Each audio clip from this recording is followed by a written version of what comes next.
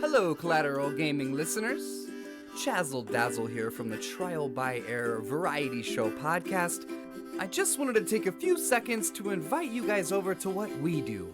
No, it's not video games, but we do invite really awesome and unique bands from all over the world. We dig deep into their souls and find really cool stories to tell you, and there's tons of music every week, so subscribe to us wherever you subscribe to your podcast. We look forward to having you. I'm Ashley Chancellor. I'm Zachary Gio. This is Collateral Gaming.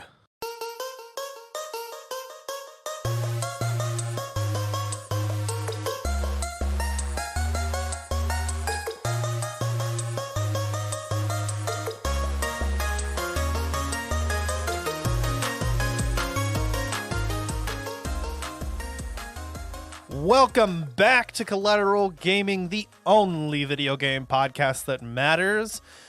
And we are here for part 2 of our episode on Ghost of Tsushima. Ghost of Tsushima. That's how it's actually pronounced. Mom's making sushi. Mom's making sushi.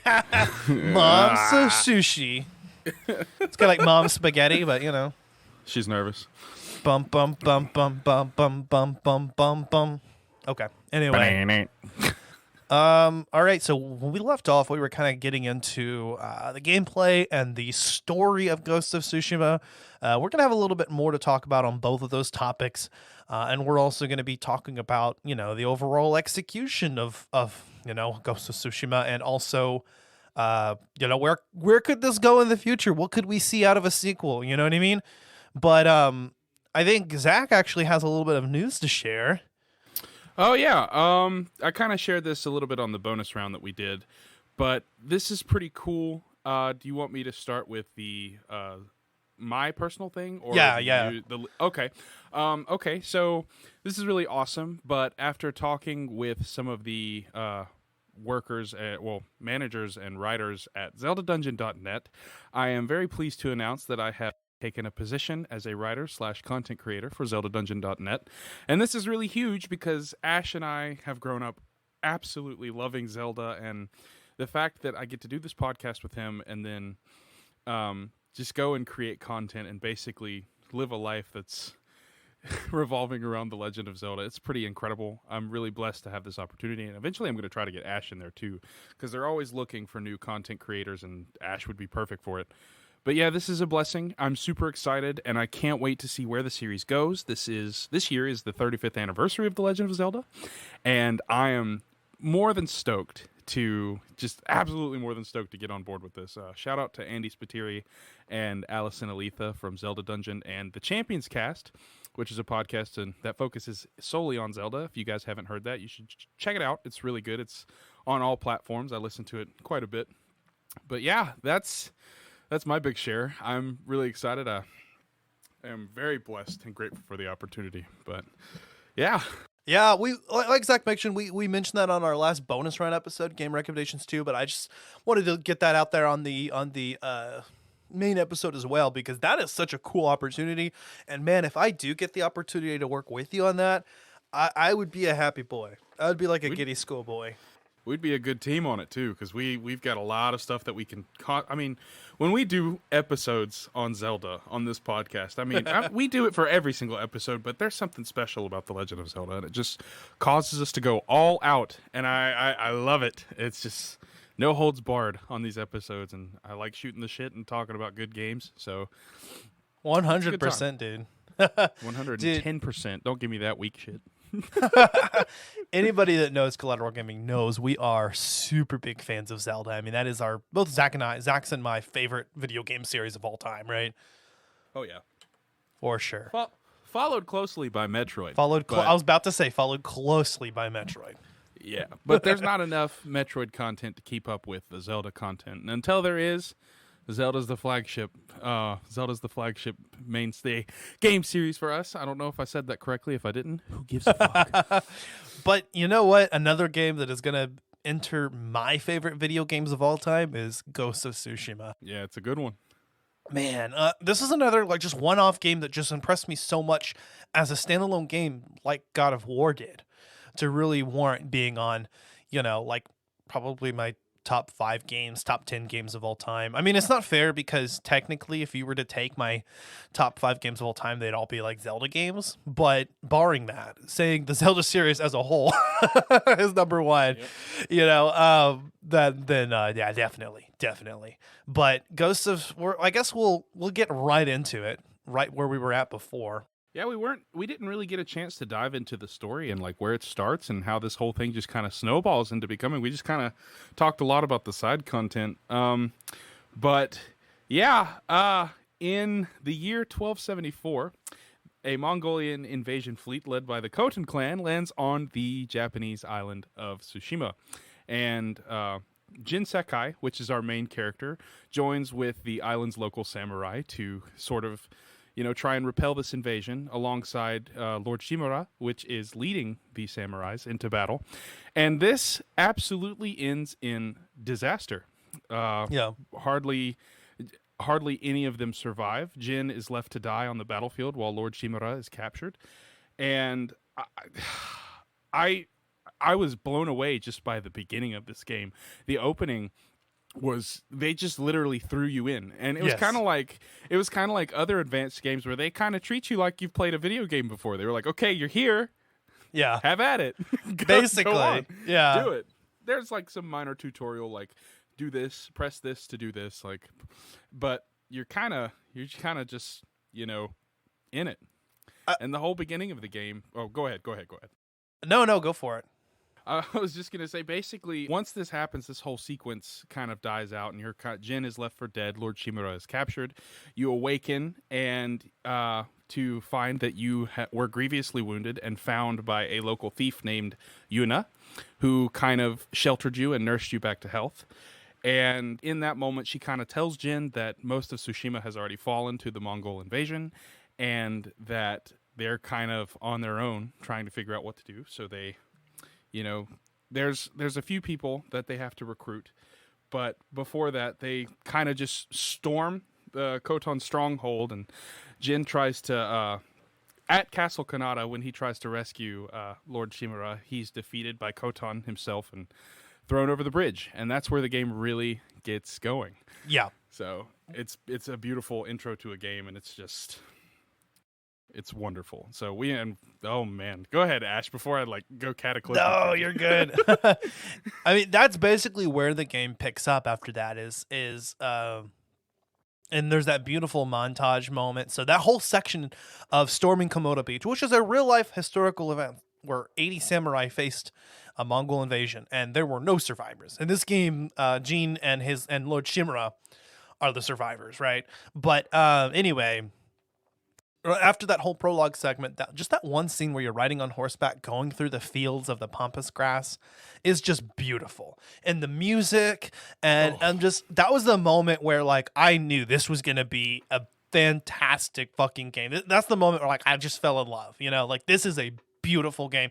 And after that whole section that you played that already is tugging at your heartstrings and making you emotionally invested in these characters, and you're already getting a feel for how Jin, the relationship that Jin has with his uncle. There's even some flashback sequences that are used to kind of teach you how to the tutorial segment for sword fights, and for dueling, which really helps out.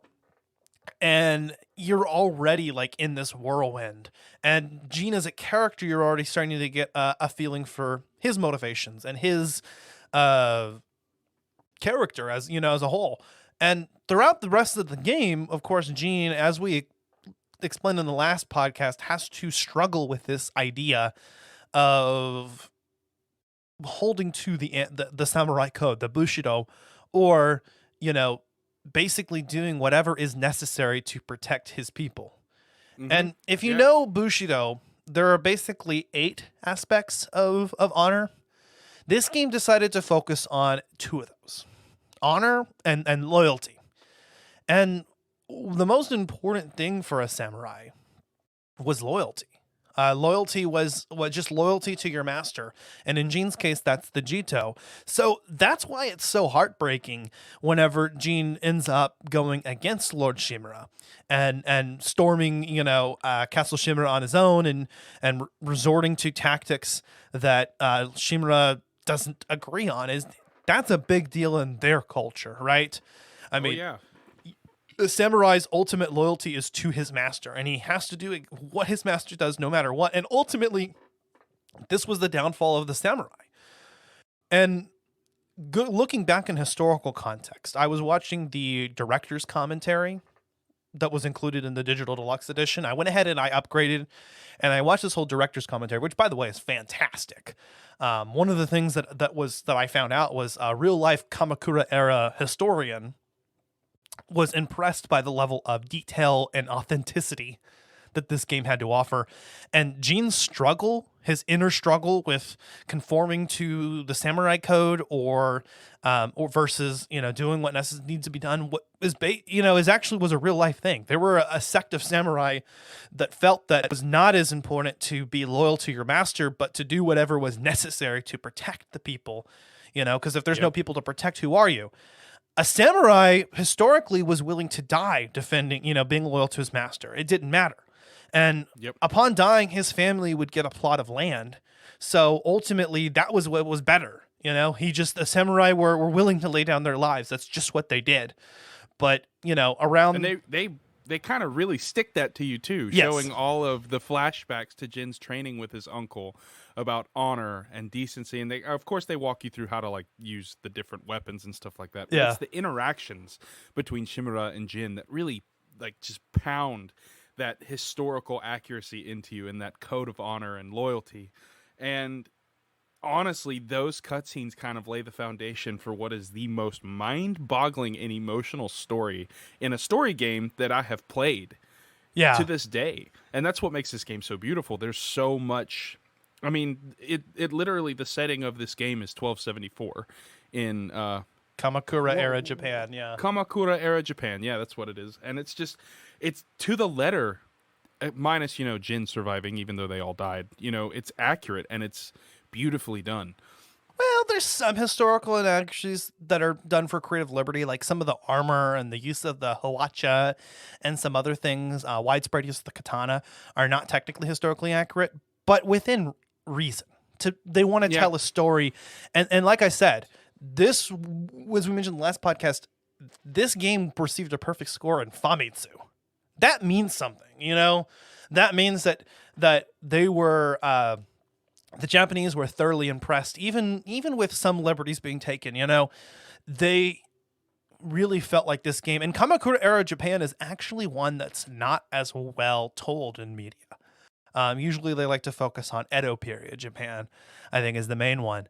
But this is kind of an interesting history. But so like we said before, Sucker Punch wanted to focus on the Mongol invasion of Tsushima and the Mongol invasion of Japan. Felt that was just a perfect setting to just dive into this story and see a character who had to deal with that struggle of, okay, if I hold to my honor, if I only focus on loyalty, we're gonna die, which is what actually happened. I'm not gonna get this done.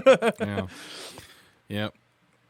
And that's, dude. Oh my God. Speaking of which, okay, No, and we talked about this outside of the podcast, but we teased it before. What ending choice did you pick? Because at the end of the game, sorry, I guess I'll provide a little bit of context before I let you say that.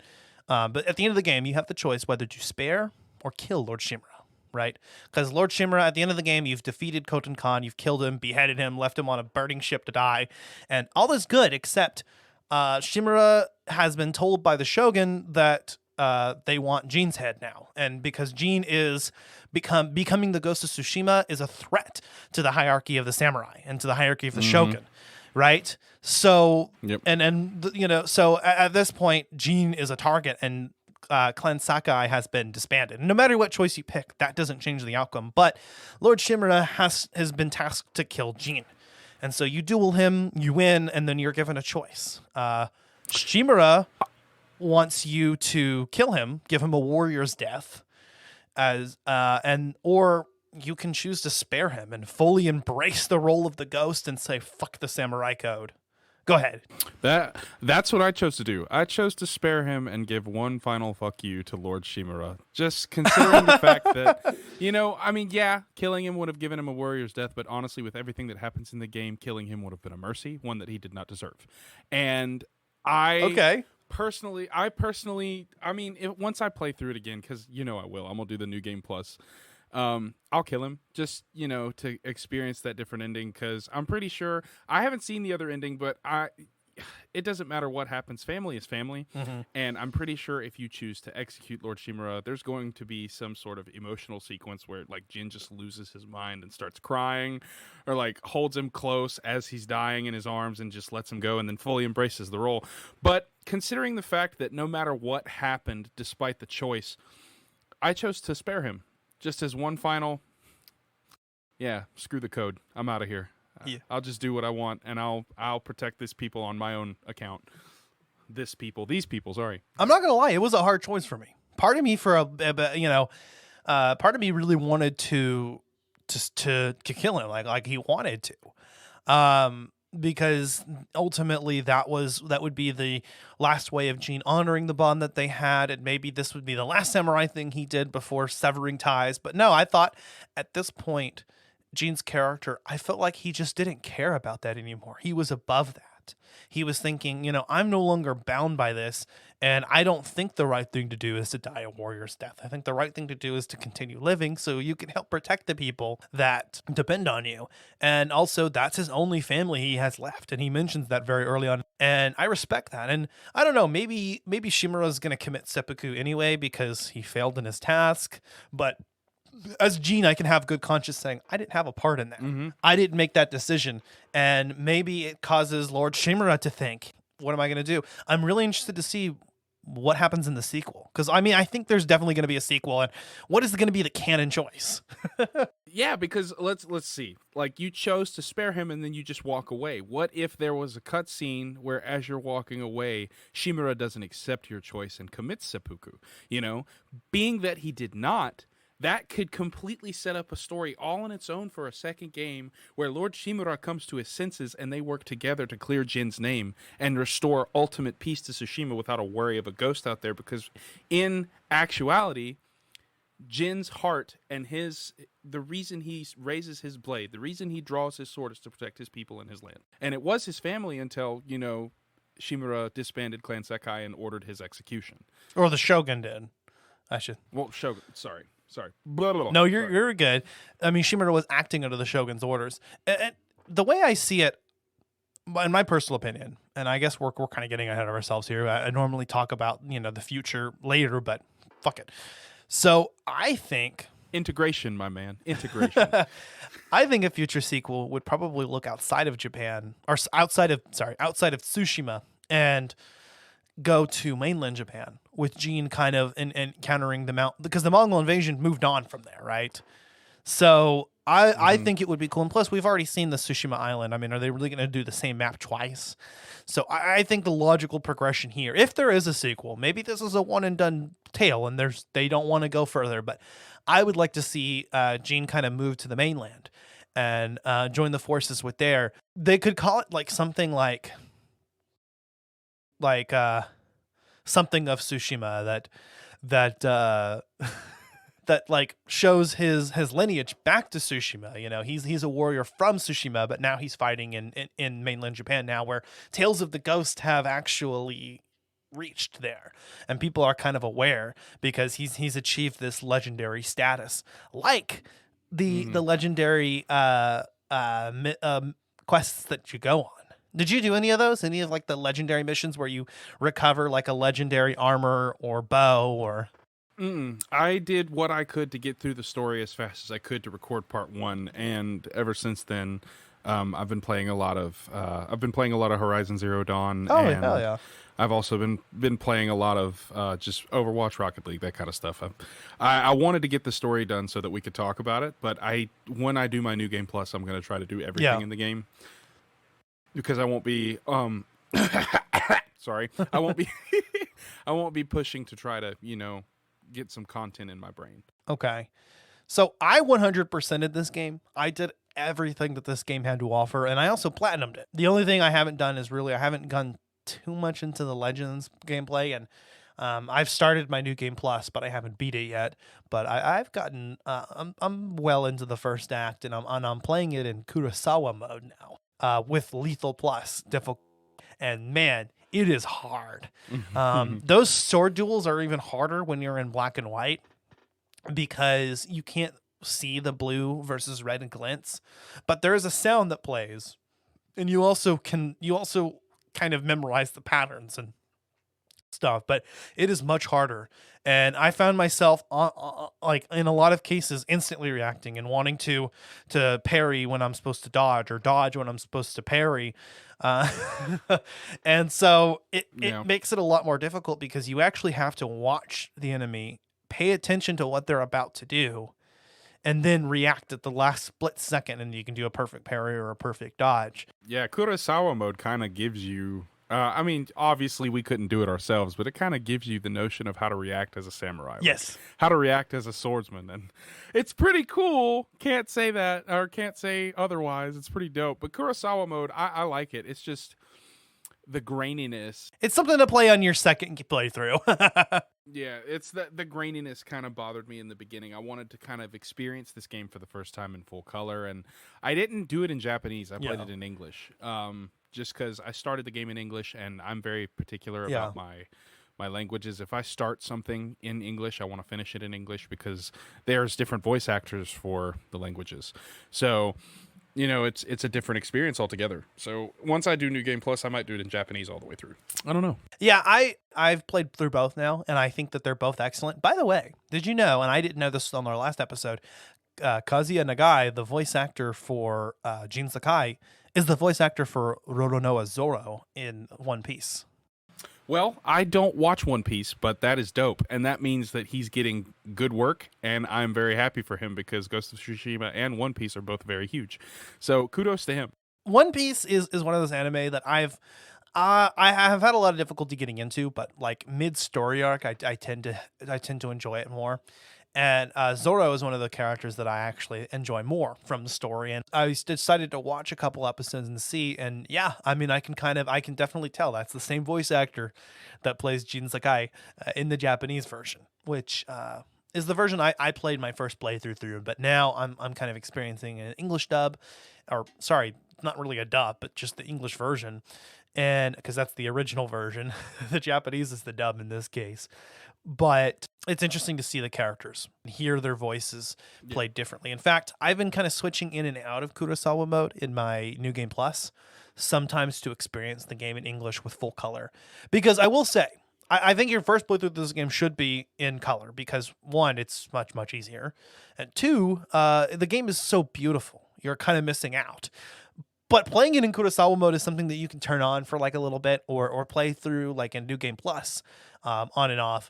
And it's a lot of fun, because it really does remind you a lot of those old Kurosawa films, like Seven Samurai, like Yojimbo. Yeah, and it also, once you've done a lot of the stuff in the game, or at least visited most of the parts of Tsushima, and you've seen the whole island for its beauty and its glory, you can kind of get a different perspective on it in Kurosawa mode. Like, how would this look if I was watching a movie called Ghost of Tsushima? Like an old Kurosawa-style film, and it's just beautiful to think about, because when you put that much detail into different rendering modes for a game, it just shows the level of intimacy and care that was put into a game. Like, if you played The Last of Us Part 2, once you finish the game, you unlock these modifiers for the story that will allow you to literally play the game in almost any render mode possible. Like, you could do like 1980s punk, you could do everyone's a zombie, and the actual infected are humans, but we're not talking about that. It's really cool to see the level of detail that's put into just the render modes and the way the game is played, rather than just the story and the side content. Because Ghost of Tsushima has hours and hours and hours of playable content, but you can do it in multiple render modes, and that took a ton of time to put together. It's just, Sucker Punch did such an amazing job with this game, and it's still a baby. Honestly, it came out When did it come out? Like June, July of June or July of last year. Yeah. Yeah, so it's still a baby. I remember when we did our infamous Second Son, which was one of the very first episodes we did on Collateral Cinema, Collateral Gaming. Ghost of Tsushima had been announced, but I don't think there was a lot of information about it yet. And that was a good 2 years ago. So I remember talking about it and not having known a whole lot about it, but knowing it was a Japanese game. But what I'm really impressed by is, again, the level of authenticity of being a samurai game, but also Jin is kind of a proto ninja, right? And this is an era before the ninja came about, and so that's why he's called the Ghost. But you get to use kunai, you get to use smoke bombs, you get to use black powder bombs and wind chimes and firecrackers, and all the ghost weapons are really a lot of fun to use, and you really feel like both a samurai and a ninja at the same time, and it's awesome. And you really get a feel for that not only when you go through the story, but if you do any of the side quest content, because of course there's a lot of outposts all throughout Tsushima. A lot of outposts. I pretty much did those as I came across them. I love the outposts too because they give you these little bonus objectives. Yes, like you can that make them that much harder. So you have to do the outposts most of the time, unless you're just a god at this game. You have to do them multiple times to get these objectives right because they're difficult. Like they're not just sneeze on the grass. It's not like that kind of stuff. Sneeze on the grass with your sword. No, there are times where you have to like sneak up and kill like what are they called? The commanders of each outpost, like the leaders. It's like I think they call them leaders. Yeah. Leaders. Yeah, but you have to like specifically kill them in some way. Like there will be times where you have to kill a certain observe amount of enemies them with a certain type of with a certain type of stance. You know, it's really cool. And the stances in this game, this game, they're so much fun. Oh my gosh! And and switching from one stance to another, like mid combo, it just really feels so fleshed out and cool, and it's just such an awesome rush fighting against all these enemies that, like we mentioned before, open combat is just as fun as assassinating is, as stealth gameplay is. Yeah, but just don't bite off more than you can chew, because open combat, especially in lethal mode, gets really difficult when there's a lot of people there.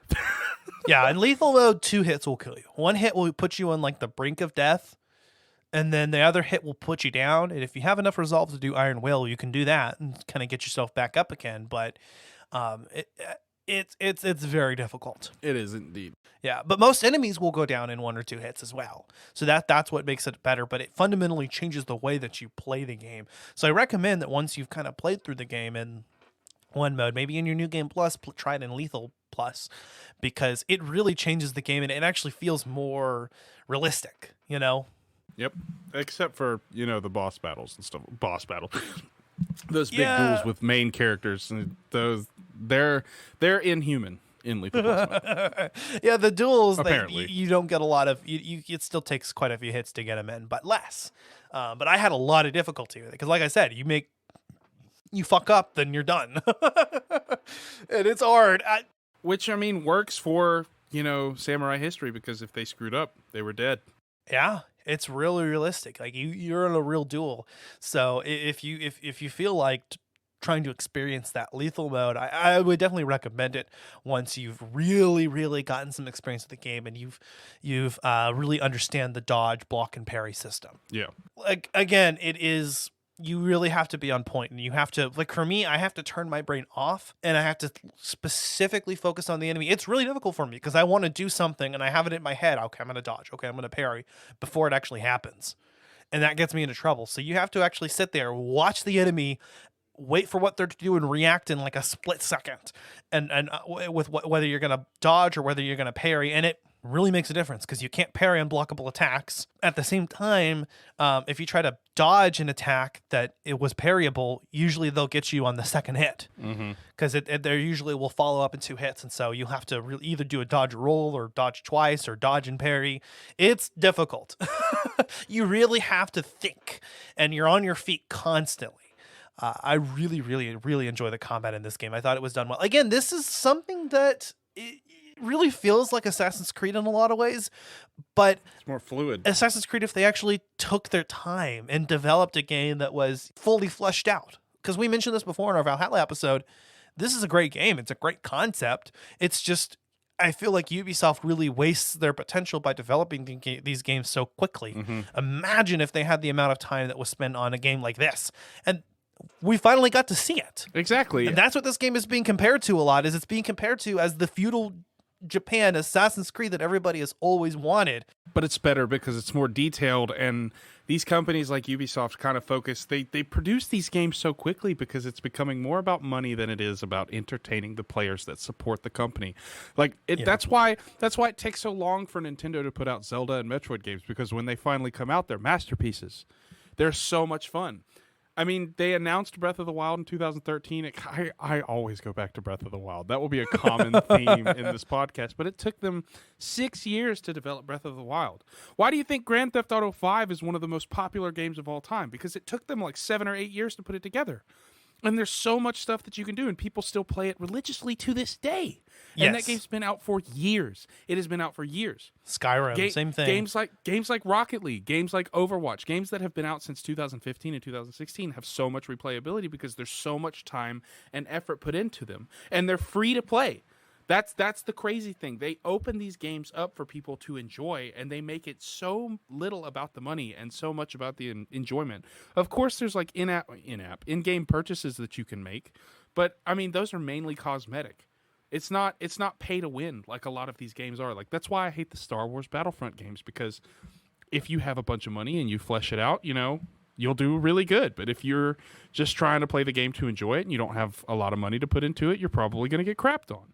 Yeah. And that's why games like Ghost of Tsushima, most of the stuff that you're looking for is cosmetic. You don't have to pay anything to increase your ability to win battles against the Mongols. You just have to put time and effort into the game and learn the combat, which is so fluid. That's what I was going to try to get into earlier. Like, the combat in this game is amazing. Yeah. And like you said, they don't put a lot of time into the Assassin's Creed games, and so a lot of it feels clunky, overdone, or you're just overpowered when you shouldn't be. And when games are a challenge like this, it provides that much more intimacy and that much more enjoyable time. It adds to the replayability of the game. I think I'll probably play Ghost of Tsushima like 2 or 3 times just because of how fluid and how influential this game is on future games to come. Because yes, I know that, there is some things that could have been better about this game, like the smoothness of the character animations, but the cutscenes were priceless. Yes. And they transitioned well to the mission/story elements that happened after that. But imagine a game like this coming out on the PS5 or whenever the PS6 comes out or the next Xbox. Imagine when they start releasing this stuff for like huge next-gen consoles and PCs. Imagine just the level of detail. It's almost going to look like it's happening before your very eyes in real life, but you're looking at a screen making it happen. It's mind-blowing. And Ghost of Tsushima, while I'll say it's damn near a perfect game. It's really good. It is damn near perfect. It's so good. Just this is kind of a peek into the future of these types of games, and it is breathtaking. And this is on the PS4. Exciting. Mm-hmm. Imagine if they had like. No, Dude, go for it. Go ahead. I was saying, imagine what we're gonna see on the PS5. Dude, oh god, the next God of War game, dude. Oh, you're making me come. Stop that. Stop. Cease your ramblings, Ashley. But an unexpected hit from Sucker Punch too, the developer of Sly Cooper and Infamous. I would really not have expected this. And I'm just saying, those are great franchises. This is just so out of left field. It's so different from anything they've ever done. And yet, we mentioned this before, some of the platforming can be kind of seen here, so I can tell, but I wouldn't have guessed it. You know what I mean? And it just shows what a varied developer they are. What they just have such a broad range of ability, and I really enjoy that. When you play Ubisoft games, for instance, you can kind of tell, okay, this is a Ubisoft game. And that's not to say that that's bad. Stick to what you know. Stick to what's good for you. But I also respect developers that can really break out of their shell and just produce just about anything. It shows kind of the talent that you have. It's like actors, right? Some actors or directors even in the film world, you know, are good with certain styles and they're typecast and they're really, really, really good at that one particular style. But you really respect the actors who can do and directors who can do multiple types of movies and multiple types of roles.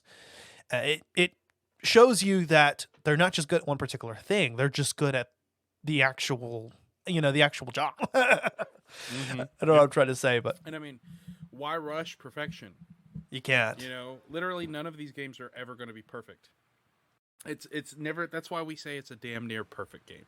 Because there will literally never The perfect game doesn't ever exist. it doesn't exist. That's why perfection in real life doesn't exist. You know, you can have really damn good recordings of music. You can get a 100 on an assignment, but that's minor stuff. When it comes to art and true passion that's like shown through these games or through a piece of music like a symphony, it's the flaws that show progress and show the ability for the future to take hold. Because with a game like Ghost of Tsushima, it doesn't just provide an experience that's breathtaking, historically accurate in a lot of ways, kind of, and tells a beautiful story, but it also opens up a path for future generations of games. Yes. And like eventually we're going to grow old and we'll still play games, but at some point, you know, our time will be done. And I know that that's deep. Sorry to get deep on this episode. But these type of games are what inspire young designers to move forward into this path and start creating stuff like this. That's another reason why it's so fun to sit here and talk about this kind of stuff, because we know we can see the possibilities. When it comes to video games, we're woke. And I don't say that as a joke. I know that that's kind of funny to say, but it's true, man. We've grown up playing stuff that has impacted us. Like, I cried like a baby the first time I played The Last of Us. Yeah. It broke my heart on so many levels. The relationship between Zelda and Link in Skyward Sword, I wanted them to be together. I was so emotional when Fi left and went back into the sword to sleep. And when you're faced with the choice of whether to spare your uncle or kill him, you're literally sitting there in an emotional dilemma. Like, how am I going to feel about this choice? Right. Regardless, the outcome is the same, but one path takes you down an emotional roller coaster, and the other one can potentially lead to guilt, grief, doubt. Should I have done this? Should I have done the other thing? And if they make a sequel to this, we will probably see that. Yeah. With Jin Sakai. You know, the only thing is, if they make a sequel, will they have branching paths at the start of the game? Like, what if they took your save data from your most recent file, and based on the choice you made, that's how the story progresses in the next game? Well, there's precedent for that. Infamous did that. Mm-hmm. Between Infamous 1 and Infamous 2, actually taking your save data from the first game and determining, you know, you could come into the game, kind of the same thing as Mass Effect, with all those decisions already made and your character already like that. So I wouldn't be surprised, but there's still going to be, I'm sure, like a canon choice. And in my opinion, I think it's spare. And that's the choice that I made as well, if I didn't make that clear before, because for me, the game was a transformation of Gene. Of an awakening. An awakening, right? He's shedding the old skin of samurai and needless deaths by honor, and he's transforming into this new role. And I decided that it was best to embrace that role, to be the ghost, and to become something new.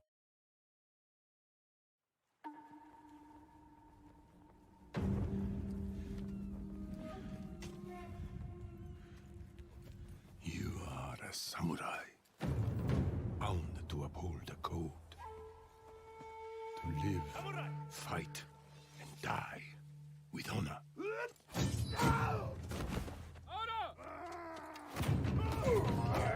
If you stray from this path, what will you become?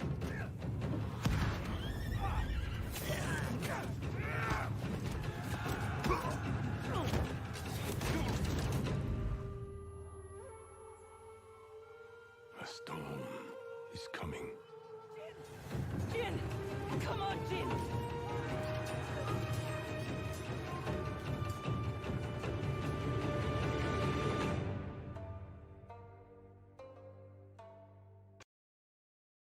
this game it's not just an amazing game, it's inspiring because a lot of people think that their life is kind of, predestined for them. Just like Jin Sakai grew up in the way of the samurai, he was scared and couldn't help his father, and it led to his father's death. And so Lord Shimura took him under his wing and taught him the way of the samurai.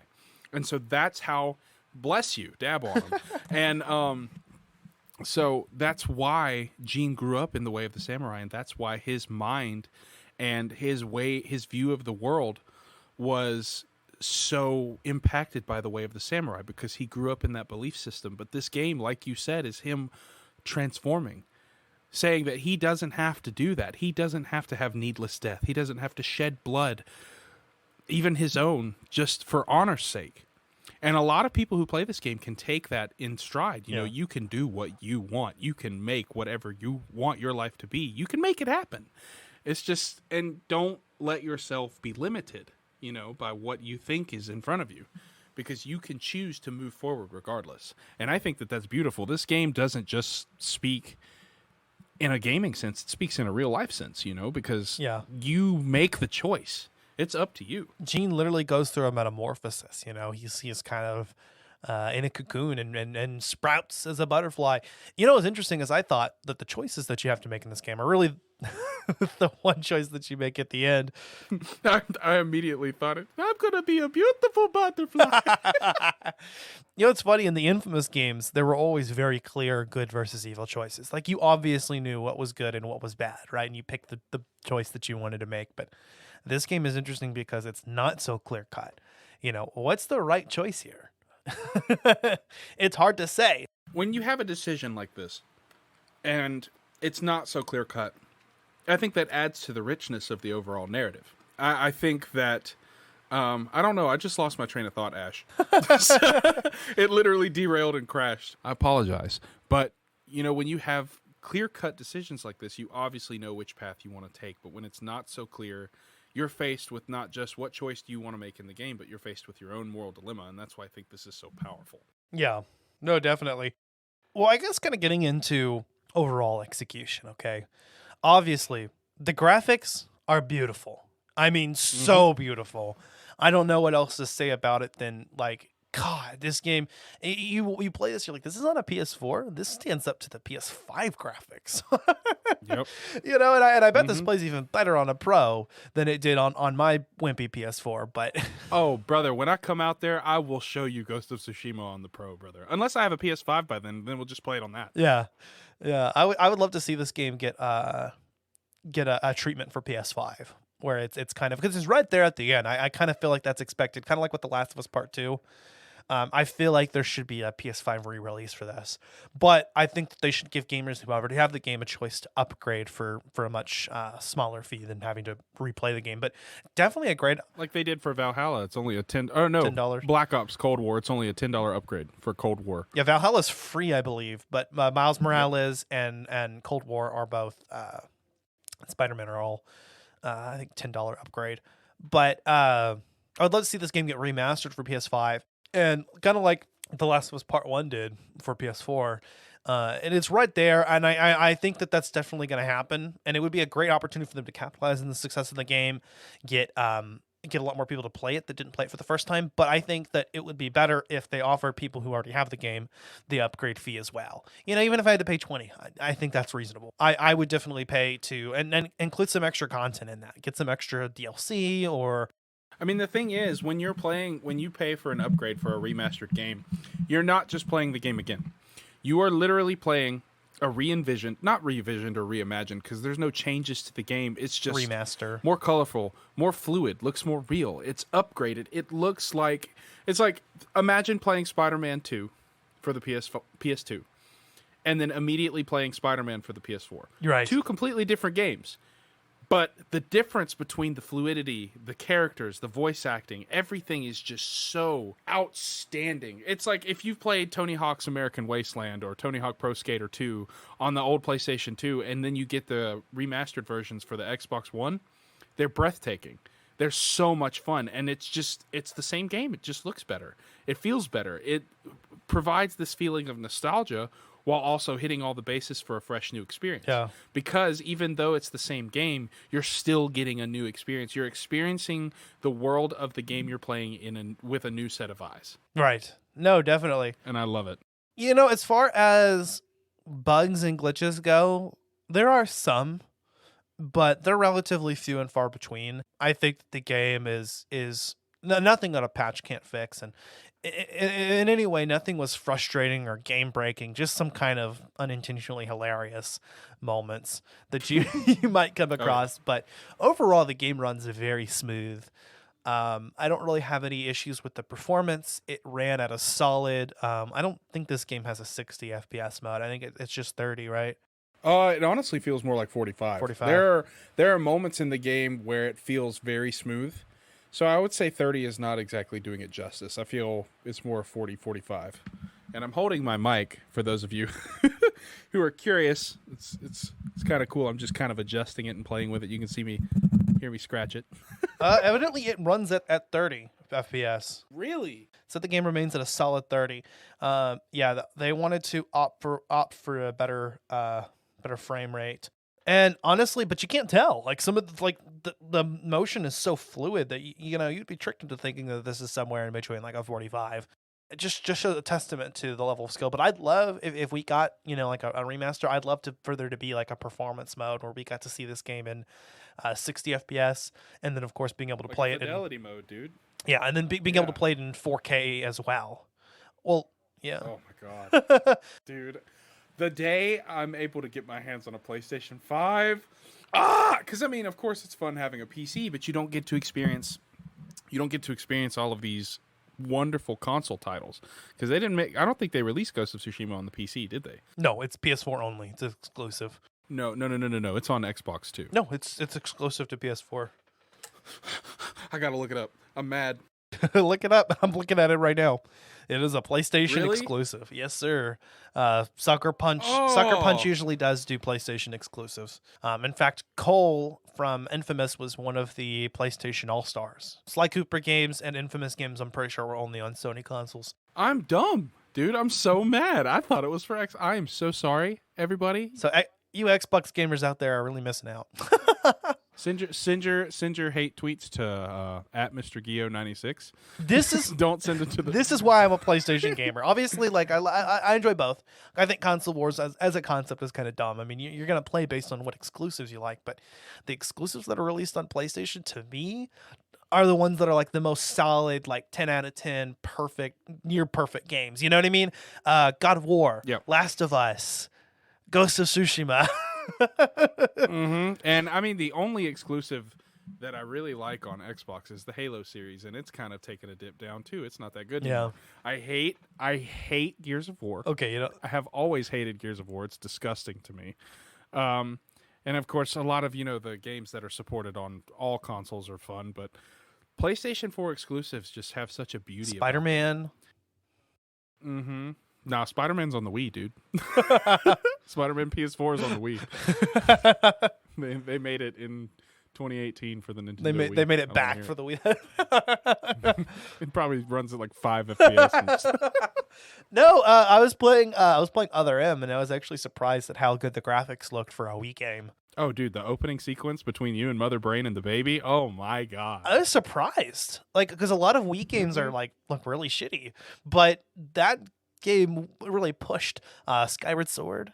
And also, just piggybacking on Other M, the voice acting's terrible, especially like when you wake up and it's time to go training and the doctor's just like, okay, Samus, let's go next door.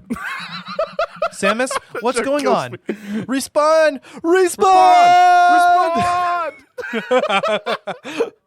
Oh man, that's probably not going to be. We're probably not going to say that together on the recording, but that's going to make it even more funny. Dude, the voice acting and the story in that game is so bad, but the gameplay is so much fun, dude. Oh, I'm so torn about that game. Yeah, but we're talking Ghost of Tsushima. But execution wise, they did it almost flawlessly. It's such a good game. I love horseback riding in the game. One of my favorite things to do in games with a horse and a bow and arrow is to fire your bow from the back of the horse. They started it in Ocarina of Time, kept it going with Twilight Princess. They never did it in Skyward Sword. That would have been really cool if there were overworld enemies in the sky that you could have taken out with your bow. But in Ghost of Tsushima, you can literally start and gain an edge on fights from both standoffs and just riding in on horseback. Jump and taking out the first Mongol with a bow. I love doing triangle for a critical hit from the sword, and time slows down for a brief second, and he goes, "Whoa!" It's so fucking cool, dude. Unfortunately, get out! Sorry. Unfortunately, you can't use the bow in midair, but I guess that's supposed to be more realistic. I don't think most people are capable of doing that. Dude. Yeah, no, they wanted to leave that to Breath of the Wild. Breath of the Wild, Horizon Zero Dawn, Assassin's Creed. Well, hey, I haven't gotten far in Horizon Zero Dawn yet. Don't spoil it for me. that's not a spoil that you can use your bow in midair. I'm glad that you're playing that, though. There's a good reason. I'm actually very glad that you're playing that, and we'll talk about that later. Hint, hint.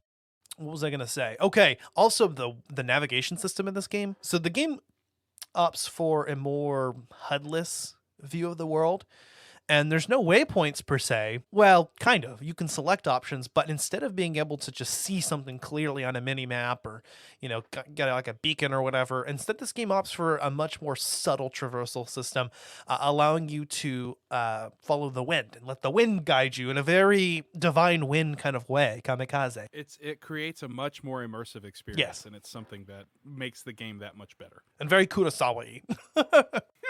Kurosawa, we would like to play. Dude, I fucking love those commercials. Oh, dude, we're not going to talk about them. I'm glad they didn't make any stupid Switch commercials. But we would like to play. We would like that. Just knocking on we would like to play. If that happened, those two just show up at my house with a Wii, my face wouldn't be like, yeah, come on inside. I'd be like, oh, holy shit. Yes! Come inside now. Let's go. No, for sure, dude. I like the overall parkour system as well. I like the traversal mechanics. Being able to use the grappling hook is actually really fun. And I love just how smooth the parkour is and the way that Jin kind of moves in between different sections on the cliff face or onto tree trunks and whatnot. I would have liked dedicated moments in the game where you can literally just sit down and eat. Oh, that's just like a tiny little detail that I would have liked to have had, because I thought about that, because you collect a lot of materials, like hides and different kinds of metals. You collect food and stuff like that, and there are a bunch of side quests where there's one side quest in particular where you literally have to go help a woman get her rice back from these Mongols that have taken it from her. And I was just like, I want to sit down with her and have a bowl of rice. Why can't we just bool and have some rice? Did you try to hunt any of the animals that weren't predators, like the deer? I guess it's just the deer, really. You can't shoot the foxes. No, dude. No, man. I just went through the story, but there were some times where I tried to take down bears. Bears are very hard to take out in this game. Bears and boars, boar bears, BBs, kunai are the trick to dogs or any predators. Dogs, hawks, bears, and boars. Oh my! Oh, I love kunai knives. There you go. Kunai knives. Yeah, you can call them kunai knives. There are no shuriken in this game, but they do have kunai, which kunai were originally farming tools. So it actually kind of makes sense in the context of this game that Jin would be one of the characters one of the first Japanese to start utilizing those as weapons. Oh, yeah. And that was something that really happened. Oh, yeah. Like farmers, I guess, turned into, became ninja and started using farming weapons. The ninjato, as we know it, was not real though. Yeah. Yeah. No. The katana, the katana was the weapon of choice. I love the smoke bombs, the sticky bombs. Sticky bombs are always a go-to. It's like sticky grenades in Halo is basically what they're like, and you just stick them to one enemy and they're like, oh. Oh, funny story to share. I know we're coming up on almost an hour here, but I got a funny little Halo story to share with you. I was playing Slayer on Halo 3, and there was a kid in my game on the enemy team, and his name was It in Megan Fox. I hit him with a plasma grenade, and he died, and the kill feed said, "You stuck it in Megan Fox." And I was very pleased with that outcome. I tried to kill him with plasma grenades like 3 or 4 times, just since we're talking about sticky bombs. That's Thought I'd fucking share that. It's beautiful, dude. And I was like, yeah, I did. Yeah, I did. That's like my friend who my cousin made his nickname on video games, 8 Babies. And I think I might have told you this before. I said this on the podcast before, but so basically 8 babies? So basically every time you got killed, it'd be like, you got killed by 8 babies, or you killed 8 babies, you monster. Oh man. God, I have so many jokes, but I can't tell them. I know we're a pretty loose podcast, but can't too far. You'll have to tell me off the air then. I will. I'll tell you off the air. So there's this. I'm just kidding. So a samurai walks into a bar. It gets knocked out instantly. Okay, so as far as general reception go, obviously this game has gotten positive reviews all across the board. I mean, there's not even a lot to criticize here. I think some of the side quest content was not as well received, but I thought it was all flawless. I even like some of the more relaxing moments, the moments that like nothing, like you're just composing a haiku or sitting in an onsen, a hot spring. But as far as sales go, this game was at the top of the download charts in both the States and Europe, and was the best-selling physical game in its first week of release in the UK. In Japan, this game was the best-selling game during its debut week. It remained in the top 30 best-selling games for over 15 consecutive weeks. Worldwide, it is the PlayStation 4's fastest-selling first-party original IP debut. Congratulations, Sucker Punch. That's Yeah. huge. And that means that they will be in business to create beautiful video games for years to come. Yeah, and I think we mentioned before, it got players' voice in the Game Awards 2020. It was what most players, and I think it was like by a margin of like 70% of people believed that of players voted for Ghost of Tsushima, which I kind of felt like Last of Us Part 2 really did get a bad rap against it. I'm glad that Last of Us Part 2 won the Game Awards because it really deserved it, but this game would have honestly been just as equal of a recipient on my end. Oh yeah. It did win. It did win Best Art Direction as well. I believe that Quasimodo. Quasimodo. I was gonna say Kazuya Nagai, but no, I believe it was his English actor Daisuke Tsuji. Also got Best Performer. Or he was nominated for. He was nominated. Sorry, it didn't win, but it was nominated for Best Game Direction, Best Narrative. Like we said before, the Famitsu awarded it Game of the Year, and still is pending nominations in the 2021 DICE Awards. So we'll see how that goes. Good. Yeah. Dude, if it wins, it's probably going to become one of the best story games of all time if it continues just picking up nominations and awards like this. Because, yes, The Last of Us and The Last of Us Part 2 were breathtaking, but Ghost of Tsushima is just satisfying in every way. The Last of Us Part 2 left you very sad at the end of the game. Very, very sad. But it was beautiful, and it was extremely well done. Yeah. Bro, this game won awards before it even came out. In 2018, it won Special Commendation for Graphics and for Sound in the Game Critics Awards. How about that? But it is officially the first American game to win Famitsu's Game of the Year award. So what an achievement. Yeah, Sucker Punch will be celebrating this one for a long time. And if they don't make a sequel, then, I mean... we riot. You know what I'm saying? But... Oh yeah. Oh God, this game was so great. So what do you think? We kind of got into this a little bit earlier, but where could this game go in the future? Is there more DLC down the road? Because we did get the Legends DLC, which is basically their multiplayer component. We kind of voiced our opinions on that. I liked it. I thought it was okay, but obviously the main story just completely outshines it for me. When you execute and perform a story this well, adding multiplayer is just kind of, it's a bonus, I guess. It's like. It's a bonus, but it's really nothing special because multiplayer is multiplayer. It's just a way for players to interact with each other, and it wasn't really as smooth as I wanted it to be, but that doesn't take away from the story from me at all. So, in the future, I think that if they do make a sequel, they're going to have to execute the beginning of the game absolutely flawlessly. Yeah. 100%. But with this game, I don't think they should have a problem with that. I think they could do a whole adventure where he does take all of Japan and he can protect it from further Mongol invasions, and they can add to the story and just make it so much more intense.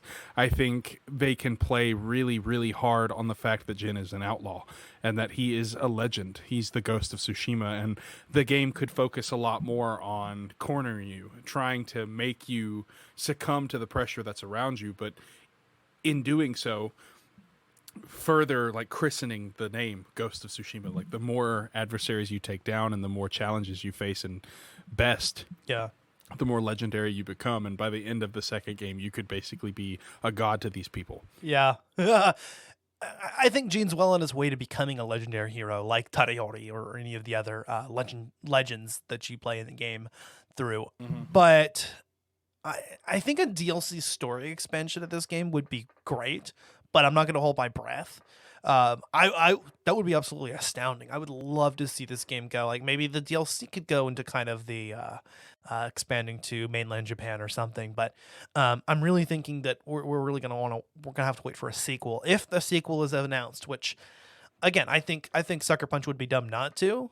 If they didn't want to continue Jin's journey, they could really just do another game set in Kamakura era Japan. I mean, I wouldn't be mad, but Not at all. I would love to see Jin kind of move toward and taking part in some of the other parts of the Mongol invasion of Japan.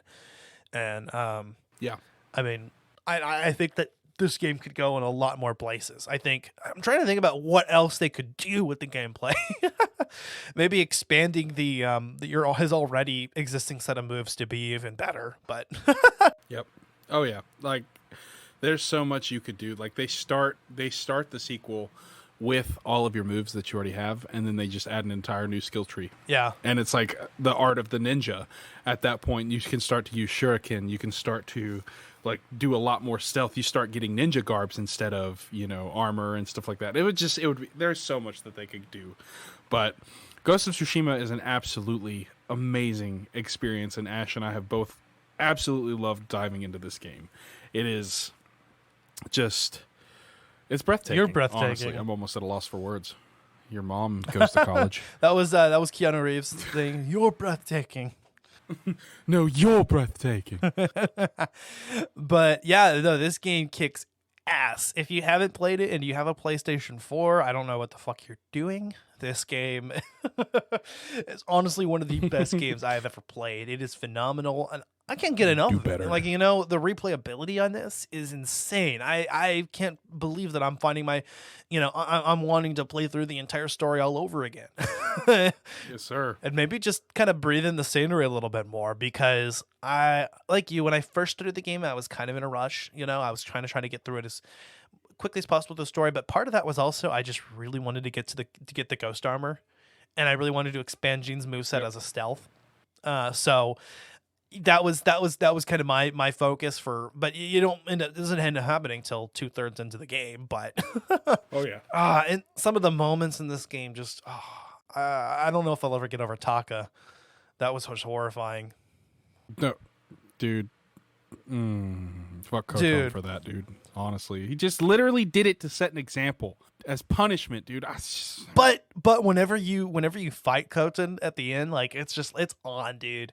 You're like, fuck this guy, and you fight him in a duel and you beat him, and that bitch runs away. So you go fight him on the ship, and and it is so good. I just remember feeling it and being like, no. Fuck you, I'm gonna kill you. Oh yeah, beheading him and leaving him to die on that ship was just the greatest feeling ever. And I feel horrible for saying that, but it's the truth. It's the truth. But what a well-developed villain, by the way. I mean, just amazing, because he came across as someone who was not completely unreasonable. In his very first cutscene with Lord Shimura, he's like, you've done well, brother. I can tell that you've faced your whole life for this. You've trained your whole life for this, and you're a good warrior. You've won unwinnable battles.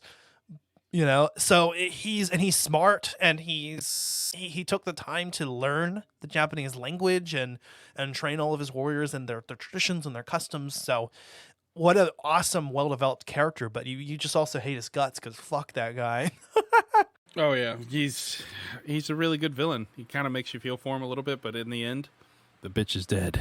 What I like is in some of the lore that some of the records that you collect throughout the game, there's this ongoing story with this Japanese scribe who is interviewing and talking with Koten. Over the course of that, actually begins to admire him, and his very last letter is basically like, "Fuck you, Gene, and your other band of warriors who brought down the greatest man who ever lived." And I was like, damn. Yep. This was a Japanese guy who felt that way and felt that he was an awesome Lord Shimura. Again, just a really awesome character. On one hand, he's your uncle and you love him, but on the other hand, you're like, dude, like, you're stuck in the past. This is not right, But even at the end, he didn't want to kill Gene. At the end, neither one of them wanted to do what they had to do, and Gene himself is an excellent character. I know we're kind of at the end here, but I just feel like we didn't really get into the characters. Yuna? No, it's all good. It's all good, dude. Yuna? Yep. Taka? Kenji. Kenji. Yeah. No, I mean, we've already. Kenji was cool. He was just the character who meant well, but just found himself in trouble all the time. And Sensei Ishikawa and Lady Masako, both of whom have deep flaws, but ultimately are respectable characters who are with Gene till the end. We can't forget about Sensei Ishikawa. Yeah, a very deeply flawed man, but in the end, a good man. So. And I think the same thing with Lady Masako. Yep. And the character of Tomoe, who you get to find throughout who you get to interact with throughout the story.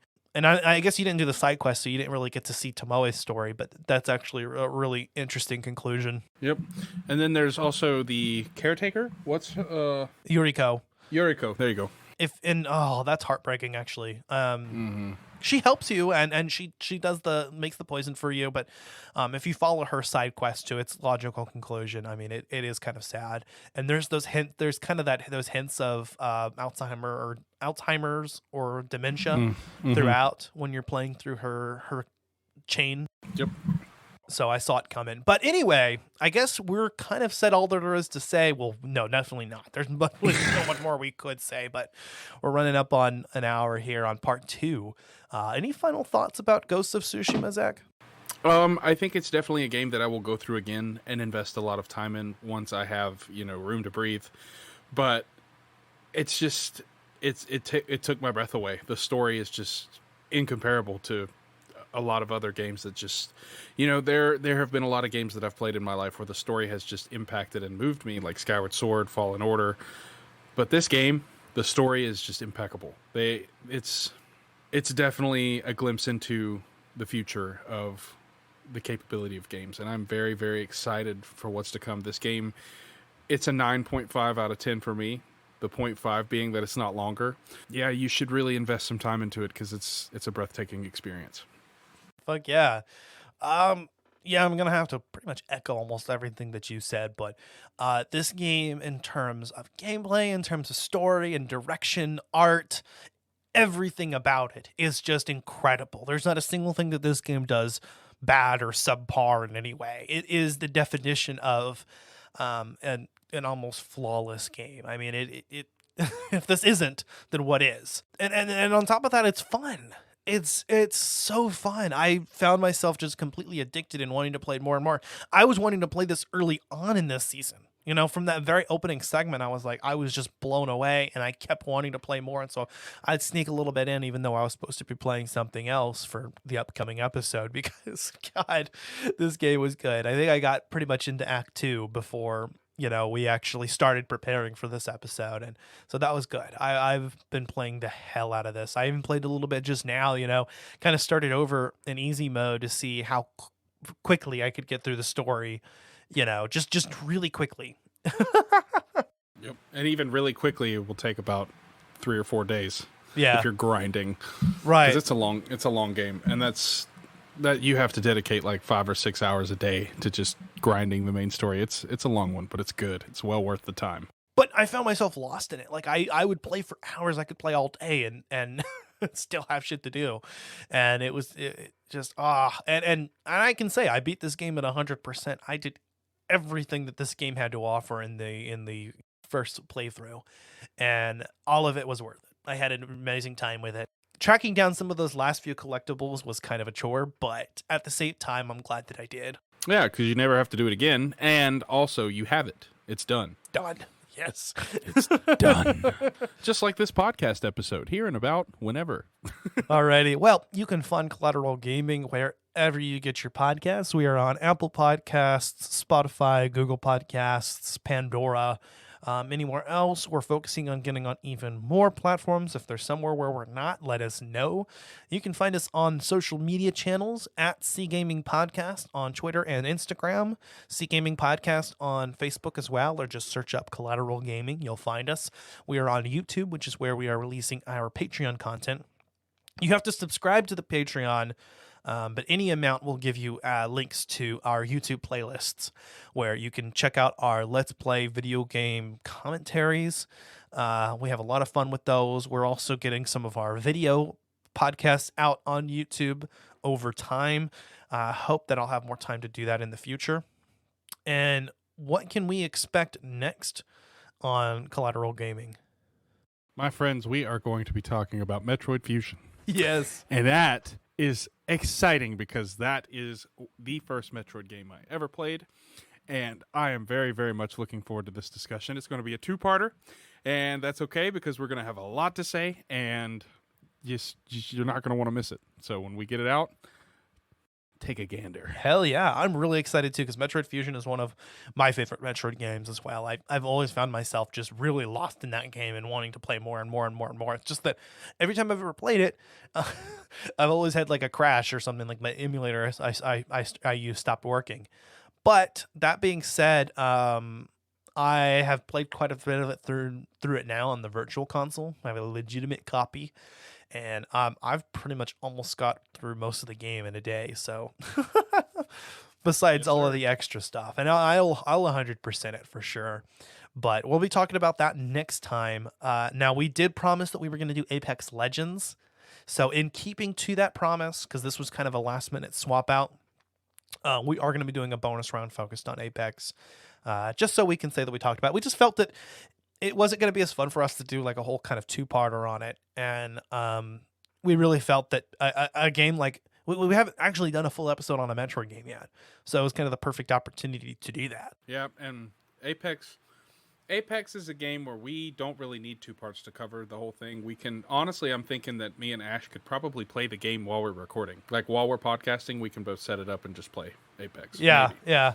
Yeah, that would be cool, actually. I think it would be an interesting experiment. Following that, because that'll be coming up in March, we're kind of running a little bit late on our schedule as planned, but after that is April, which, of course, as y'all know, is our 420 month, so we'll go ahead and announce it right now. Our 420 special is going to be Minecraft.